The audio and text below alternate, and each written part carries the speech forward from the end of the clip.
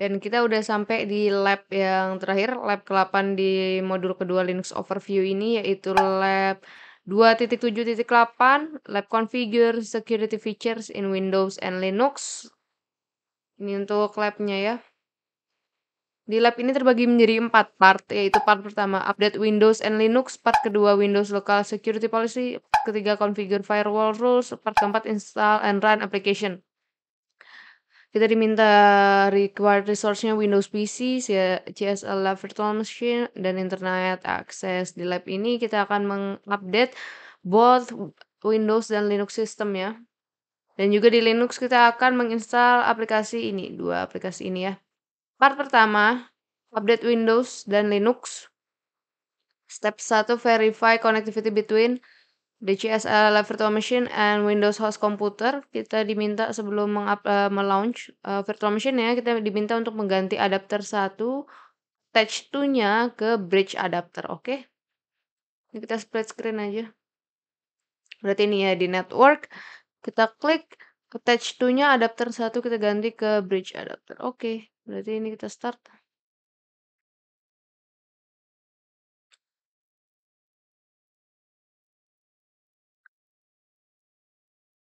Dan juga kita diminta di Windows host komputer kita diminta untuk membuka command prompt.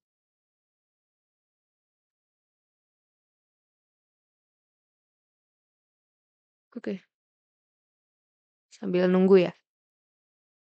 Dan ini dia, sudah.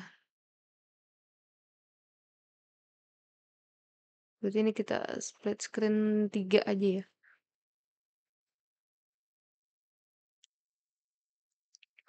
Nah, kita diminta untuk membuka terminal.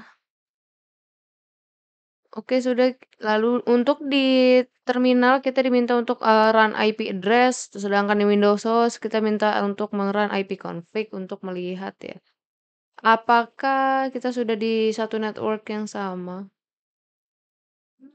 Oke, ini.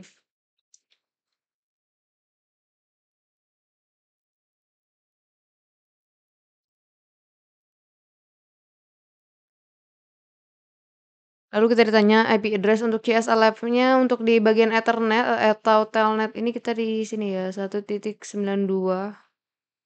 titik 192.168.1.13/24. Sedangkan di sini untuk ini ya untuk connection WiFi-nya mana ya?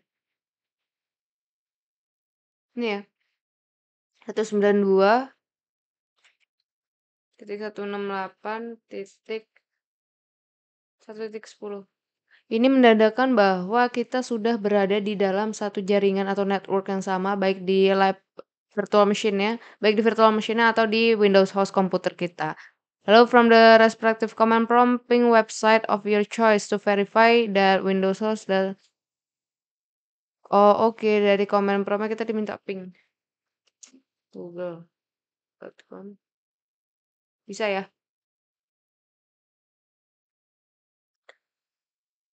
Lalu untuk di CSL Lab-nya kita may not be able to ping because of default firewall.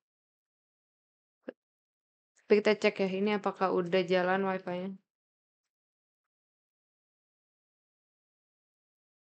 Oke, jalan ya WiFi-nya berarti. Kita kontrol C untuk keluar. Nah, setelahnya kita lanjut ke step yang kedua yaitu check for Windows Update. Di Windows Start menu kita search for check for updates. In the Windows Update window-nya kita diminta untuk review optional update story, explore all the available option. Oke, lalu kita ditanya when was the last time system check for update. Sini di settings ya. Nah, ini bisa dilihat sebenarnya dari sini Windows update-nya last check-nya 2 minutes ago. What are your current active hours? What will Windows do outside active hours? Sebentar kita cek dulu ya. Nah, ini setelah tadi kita cari-cari ternyata active hour-nya ini dari jam 12.00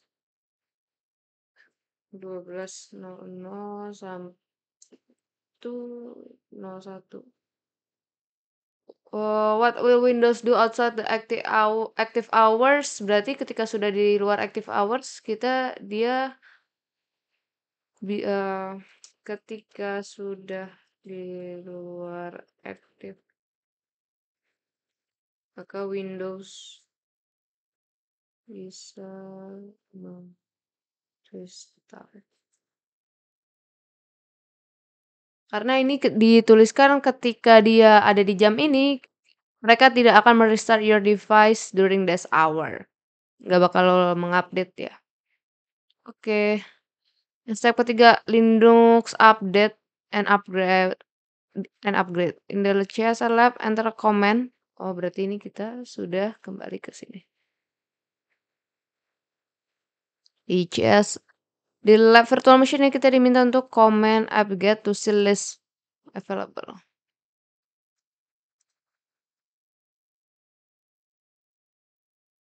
Nah, ini dia. Should always be done before an upgrade. An upgrade. Nih, perform upgrade. Ini ya isinya. Enter a command sudo apt-get update.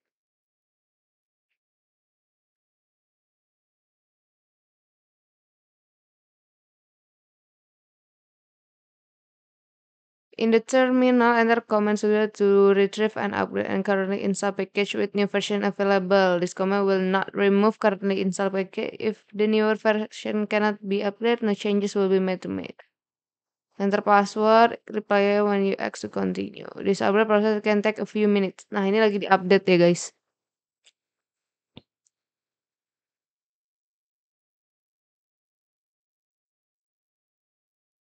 Kita tunggu sebentar. Dan sudah selesai update-nya. Windows Local Security Policy ini optional. The Windows Local Security System is set information. Step 1. Configure local password. You have determined that security policy for passwords is as follows. User must be unique.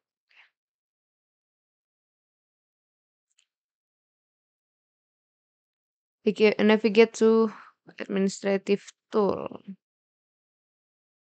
Berarti ini bentar, kontrol panel ya. Kita diminta untuk membuka kontrol panel. Administrative tool ini dia ganti namanya jadi Windows Tool. Terus ini kita ganti ke list. Search for local security.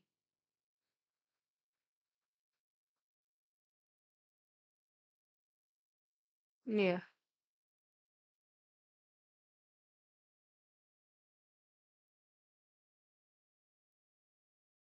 List a view of security policy settings. Di sini ada account policies, local policies. Ini kita ketik aja. Account policies, local policies.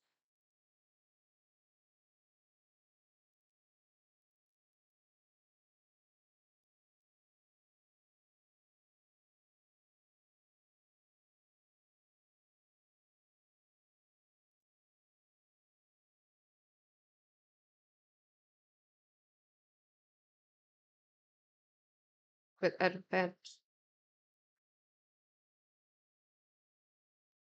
Bla bla bla. Lalu network list manager policies dan lain sebagainya ya. Ini ada public key policies, software, application, IP security dan lain sebagainya. Expand account policies. Kita diminta ini, kita klik dan juga klik password policies-nya. Ini dia. The first policy and first password history is used to set the number of unique password of the user. Must be entered before the double click and first password history to open and first password. Dan kita diminta set value-nya ini ya, berarti ini kita double klik, value-nya kita ganti ke 2. Kita apply. Oke. Fill the value you should set in local security policy for the remaining password. Nah, sorry tadi kepencet. Berarti 2 2 password to remember, 42 days, minimumnya 0, minimum password nilainya 0 juga. Password must meet, ini berarti password must meet ini disable.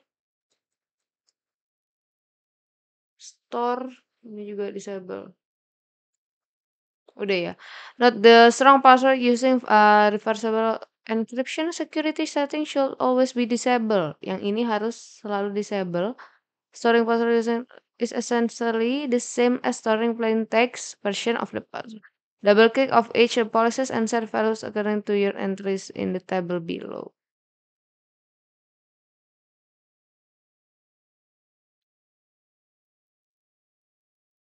Okay.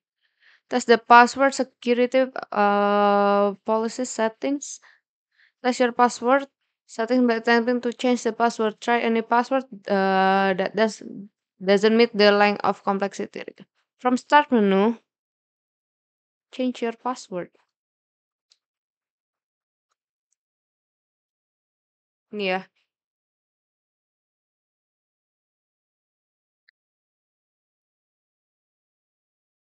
Klik password, change. Lalu sebentar.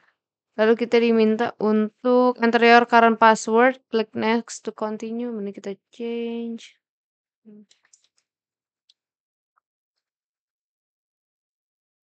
Change your password. Enter it twice. Make sure your new password complex requirement. Lalu kita next. Lalu kita finish.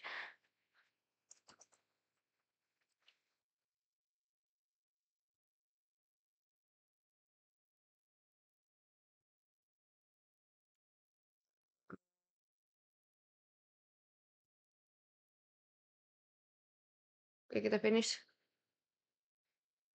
You should be presented message that click close to continue. Ya, tadi kita muncul ya. Lalu step ketiga, configure the account logout policy security setting. Navigate back to the local security policy windows in the expand. Kita diminta untuk expand account policies. Nih, kita expand account policies-nya udah. Klik account logout policies. Policy. Three policies are displayed. Di sini malah ada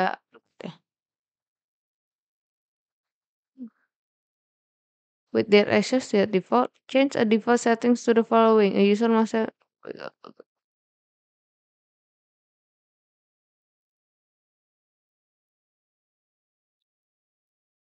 Oh, ini kita lihat ya.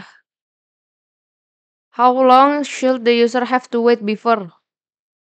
Kita lihat di sini durasinya untuk login lagi 10.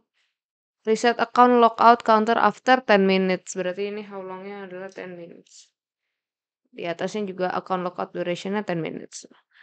How many times is user allowed attempt to login before the account is locked? Ini dilihat 10 invalid login attempts ya. Jadi kita hanya bisa 10 kali login sebelum akunnya dia ke logout. Configure the audit policy security settings. Expand the local policies menu and then click audit policy.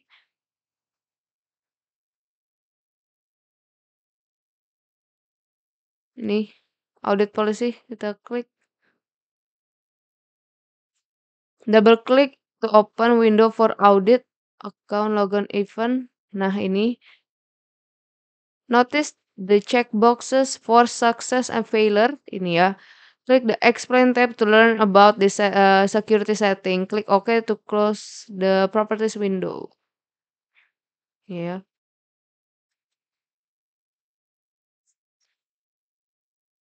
Sorry di sini aja. Gak apa-apa bisa juga. Nih, klik explain. Klik OK. Part ketiga, configure firewall rules. Traffic travels in and out device using port. Lalu yang part pertama kita diminta untuk investigasi Windows Defender Firewall. Di start menu kita diminta untuk search Windows Defender Firewall ini. Atau kita pakai ini aja ya. Nah, ini ya, kita open.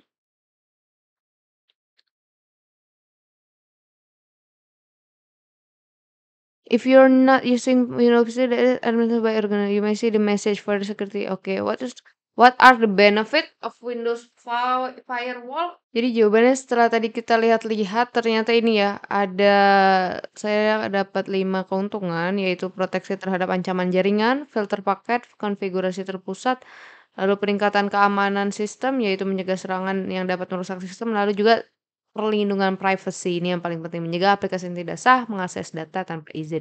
Ini bisa kita copy, kita taruh. Nah, oke. In the left panel of the window, klik Allow on all app. Ini kita klik.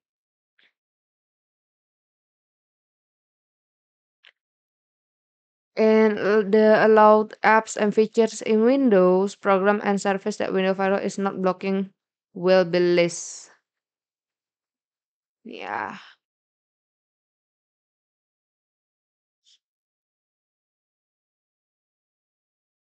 Semua apps dan fiturnya. Describe a negative consequence of having too many exceptions. Lalu kita dapatkan jawaban exceptions bagi suatu program itu untuk berkomunikasi melalui Windows Firewall seperti membuka lubang di firewall ini. Jadi kayak bisa diserang dengan perangkat lunak yang memindai internet untuk mencari komputer dengan banyak exception ini dan portnya yang terbuka. Ini yang public, lihat sedikit doang kan. Tuh. Klik cancel to exit the allow apps. Ini cancel. Oke, step 2. Configure the advanced security features in Windows Firewall to allow echo requests. This step may not be allowed by your organization's security policy. In this step, you will create inbound rule that will echo request package. In the left panel, Windows Defender ini, kita klik advanced setting. Ini ya. In the Windows Defender Firewall with Advanced Security on local computer, you can configure inbound rules. Ini ya, ada inbound rules, ada outbound rules, connection security rules, dan lain sebagainya. You can also click monitoring to view status configure. Klik inbound rules. Kita minta klik, lalu kita di action pane-nya, kita klik new rule. Ini dia. In the new inbound rule wizard, select custom. Dan klik next twice.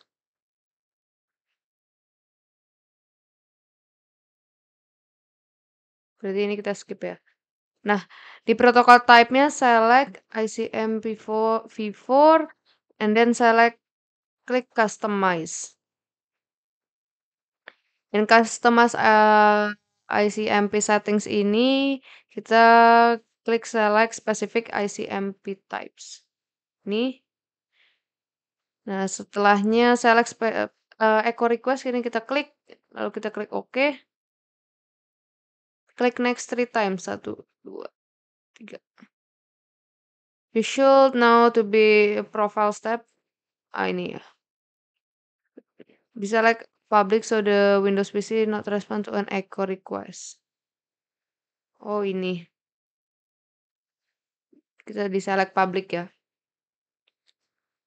Click next to continue. Provide a name for the new inbound rule that gives a good description for click finish. You should now see your role list inbound rules. Apa ya? Berarti ini untuk lab aja deh. Untuk penyelesaian lab ya ini kita namain finish. Nggak usah kasih deskripsi. Nah ini dia. Kita lihat ini Nodder has created and enable verify the channel can ping the Windows host and receive replies.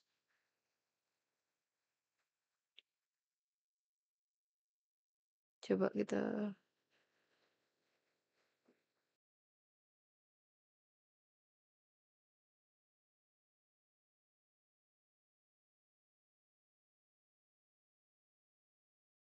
Oke, ini udah bisa ya. Now the rule has created an enable. Tadinya tuh nggak bisa, dan sekarang jadi bisa. Now can ping Windows host. Part keempat yaitu install dan run aplikasi. In this part, you will install two new application on virtual machine, yaitu ini dan juga Linux ini. The application Croc- CrowdKit will be downloaded from software repository. However, we will add a new repository. So we can install Linux provided by CISO. The tool is used to check for sign of rootkit on a local system. In a terminal, kita diminta untuk memasukkan komen sudo apt install chk rootkit. Rootkit.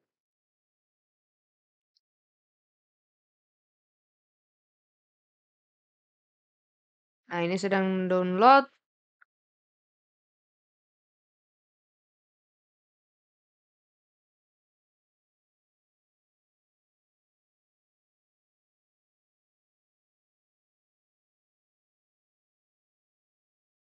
Dan selesai.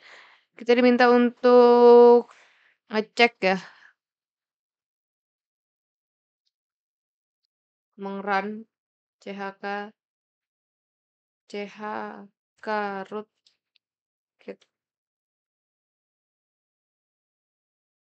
The output can be filtered to look interesting, such as warm. The comments can be piped together. Oke, kita bisa filter ya.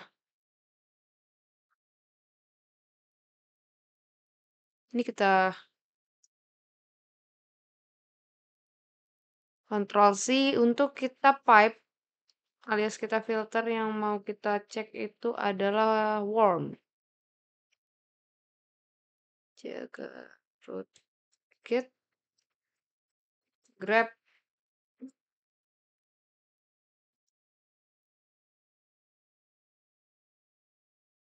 Nah, ini kita bisa lihat ya, ini terfilter. Ada LPD worm, ramen worm, ada worm, dan lain sebagainya. Nah, kita lanjut ke step yang kedua, install Linux. Lalu kita diminta untuk copy dan paste following comment. Berarti kita dibagi menjadi beberapa part ya. Ini sebentar kita terus dulu.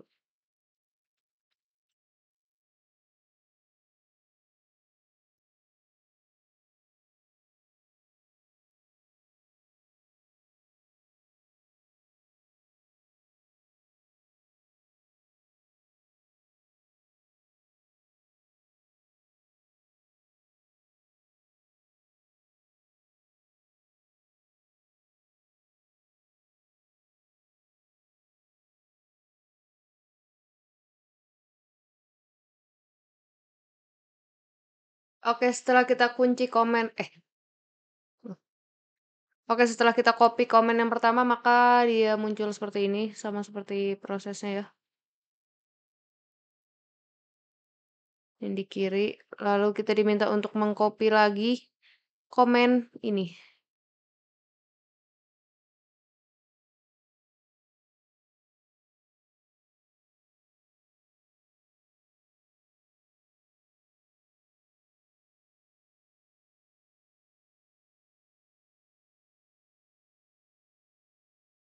Nah, ini setelah di enter ya. Berarti komennya hanya yang ini saja, lalu dia akan menghasilkan dep https ini. Perform an update after adding a new repository at the prompt, enter sudo. Berarti ini kita minta sudo apt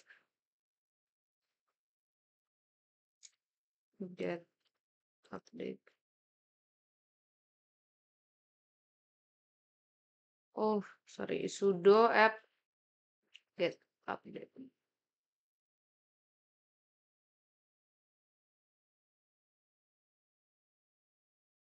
Ini sedang diupdate dulu. Kita tunggu sebentar.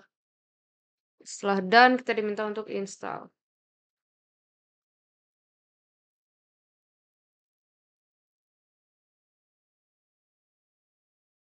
Tadi kita sudah install, maka kita lihat from the output what is the install Linux version. Ini sudah di versi yang newest version, yaitu versi 3.0.7.1.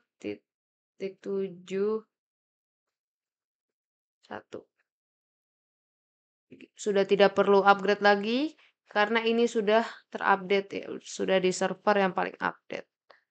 Oke, to verify the install version, enter the command. Berarti kita lihat Linux show version.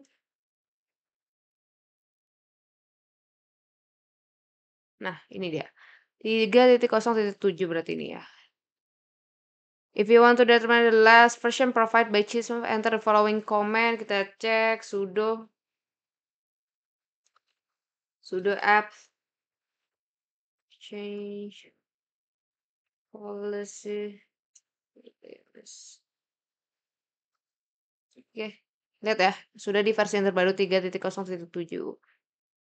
Oke, you can run sudo apt-get update and sudo get apt-get upgrade again to ensure that you have at the latest from Chisholm ya. Kita coba sekali aja karena emang ini udah paling update. Apt-get update.